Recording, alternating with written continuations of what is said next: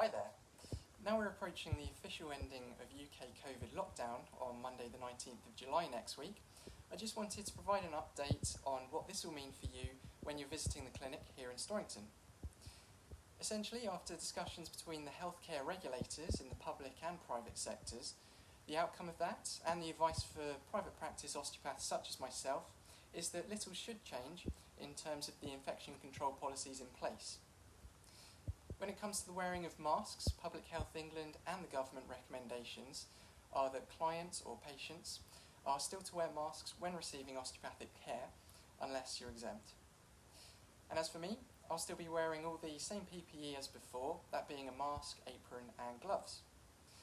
So to sum it all up, nothing's really changed for us. I'll still be providing the same level of deep cleaning and sanitising of both myself and all the surfaces. As a result, you can rest assured that all the safety measures are in place to keep as clean an environment as possible to minimise the risk of COVID or anything else for that matter. That's all for now. Should anything change, I'll be sure to let you know. Have a great summer and take care. See you soon. Bye.